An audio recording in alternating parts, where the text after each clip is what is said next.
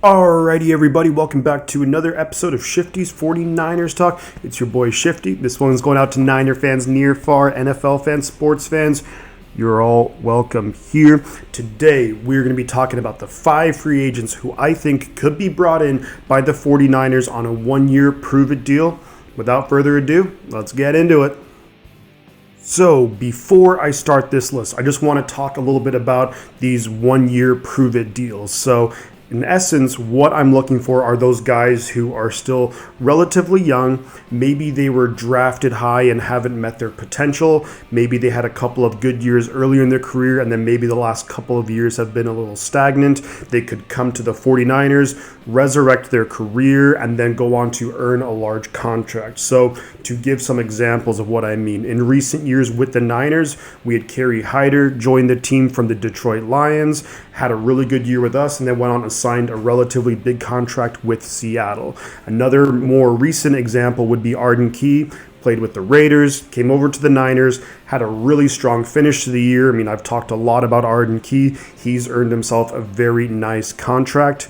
Looking at some other teams, so examples would be with the Green Bay Packers. Last offseason, they brought in Devondre Campbell and Rasul Douglas, both guys who were, pretty good players. They both went on to have really good seasons and have both earned really big long-term contracts, whether it's still going to be with Green Bay or other teams. So in essence, that's what I'm looking for. I'm looking for those guys who, look, they want to come in, they want to play for a good team, get some good coaching, come into a good situation, then show their talents off, and then go on to earn a large contract. Whether it's with the Niners or not, we'll wait and see. But let's get into the list. The first guy that I want to mention is going to be Isaiah Oliver, cornerback from the Atlanta Falcons. He was drafted back in 2018 in the second round. He's 25 years old and he has pretty darn good size. 6 foot tall, 210 pounds.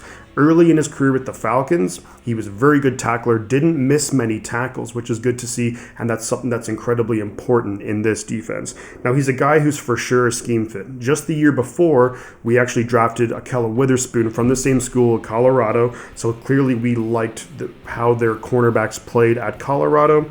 But he's a guy who's played a lot in 2019, played a lot in 2020, was hurt last year. The big thing with him is he hasn't really had many splash plays, and ultimately, he's actually given up quite a few touchdowns. So to say that he's been a disappointment would be a bit of an understatement. But I think he could come here, resurrect his career on a 1-year, let's say a cheap, basically vet minimum deal, come in playing with a really good defense, with a great defensive coordinator, with a really good pass rush. Maybe he can make some splash plays, show off that talent that he clearly had in Colorado, and then go on to earn himself a big contract going forward, whether it's with us or someone else.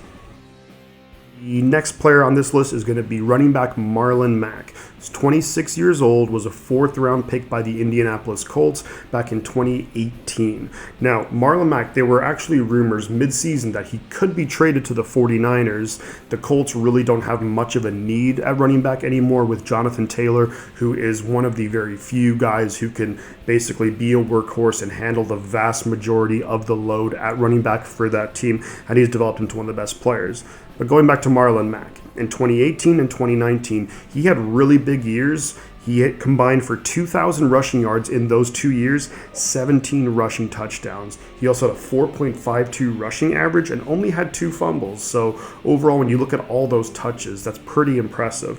He's a guy who I think really just needs to get out of Indianapolis, and I think this could be a team where if he looks at a guy like Elijah Mitchell, and I love Elijah Mitchell, but Mitchell got hurt a little bit in his rookie year, and the way that Mitchell plays, it's very, very physical, so it wouldn't surprise me if Mitchell were to miss games almost most seasons. So maybe Marlon Mack could look at it and be like, hey, if Mitchell gets hurt, I could move in there in that Shanahan scheme where they can just get great production out of running backs, maybe come here for a year, put up some numbers, and then move on to a team that needs a running back and earn himself a big contract going forward. I think he's a pretty solid fit. I would like to see him maybe be a little bit more of a receiving threat, but maybe they just didn't really ask him to do that in Indy. But this is a guy who could come in on a cheap 1-year deal. Maybe Raheem Mostert leaves in free agency. Maybe Jeff Wilson Jr. leaves, and we have a little bit of a need at running back. So I think that could be an interesting player to look at. Coming in at 3rd on this list is going to be edge rusher Dorrance Armstrong Jr. out of Kansas, drafted by the Dallas Cowboys in the 4th round. It seems like in all these lists I have a Cowboys player, and trust me, as a Niner fan, I do not like the Cowboys at all. But there are a number of their players who I think could come in and actually help the team out a lot. So looking at a guy like Dorrance Armstrong, he had a very quiet first 3 years in the league, but last year, in that Dan Quinn defense, really came on. He had 5 sacks, which doesn't really jump out at you too much, but he did have 12 quarterback hits, and I think some of that's due to playing in a defense that would be a lot more suited to his talents, and that would be something similar to if he came to San Francisco in this DeMeco Ryans defense. But also in Dallas, he wasn't the focus. I mean, it was DeMarcus Lawrence, it was Randy Gregory, and there you go. If you come to San Francisco, you're not going to be the focus here either, so that could free up a lot of one-on-one matchups in San Francisco on the D-line. So I think he's a guy where if I was Dorrance Armstrong's agent, I would be saying, go to San Francisco, because look what happened with Kerry Hyder, look what happened with Arden. Maybe he comes here for a year on a relatively cheap deal, and then he can go on and earn a big contract again, whether it's with the Niners or not. We'll have to see how the cap situation plays out, but I think he's a good fit for us, and I think we're a good fit for him. The next player on this list is a very interesting one, and that is tight end Evan Engram. He was a first-round pick from the New York Giants back in 2017, same draft that we actually drafted tight end George Kittle. Ingram's going to be 27 at the start of the season. Now, when I think of Evan Engram, I think of athleticism. So he ran a 4.4240 back at the combine. He clearly has speed. He has ability. The one thing which I do like a lot about Evan Engram is that his ability for yak. So I actually just took a look at his numbers over the last 4 years. Over 50% of his yards came after the catch. So clearly he's a guy who can make the catch and get yards after the catch. And that's something that, as we all know as Niner fans, that we stress so much in San Francisco. Not only that, I think he'd be coming into a really good situation here, because think about it.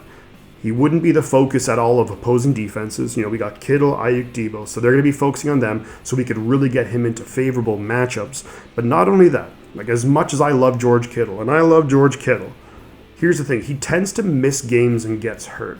So that could lead to Evan Engram maybe being the number one tight end for this team for maybe 4, 5, 6 games, and then he can go on and maybe put up some really solid numbers for the Niners, and then go on to another team and get a big contract there once he's shown what he can do in an offense which really favors tight ends. I think Shanahan is obviously really good at being able to scheme players open, and getting a guy like Evan Engram here who has his athleticism, I think that would be really good again for both parties involved. I think Evan Engram will be a really solid addition, because we do need another receiving threat at tight end. As much as I like Dwelly, I think he's going to be gone.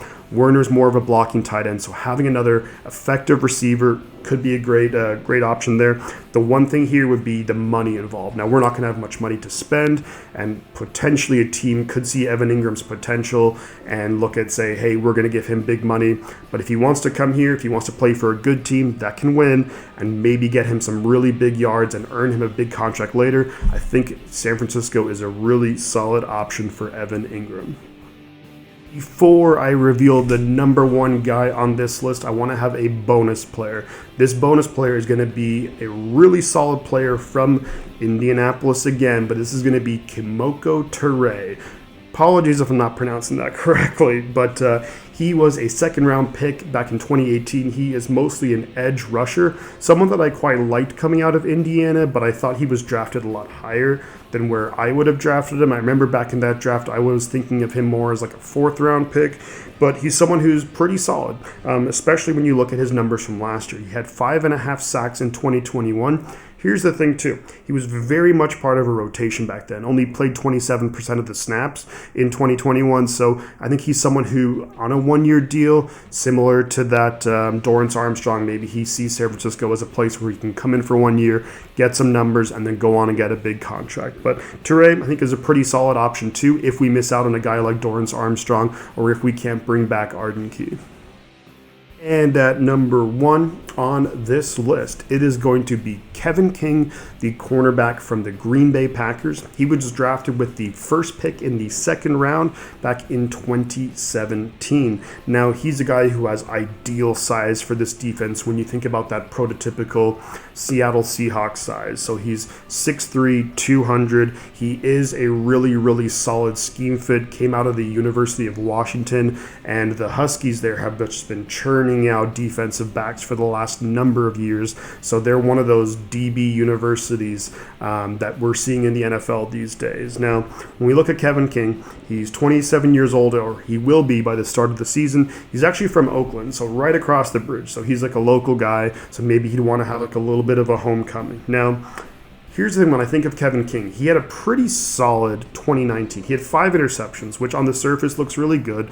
However, he did give up a number of touchdowns that year, although it might be a little bit unfair because he's playing on the outside, and who's playing on the other side of Kevin King? Oh yeah, Jair Alexander, arguably one of the best cornerbacks in the league. So you know that he was getting a lot of targets thrown his way, which you could argue increases his chances for interceptions, but also increases the chance that he's getting thrown at all the time. So of course he's going to have a bunch of touchdowns thrown on him. Now, I think that he did overall, 2019 had a good year, I would say.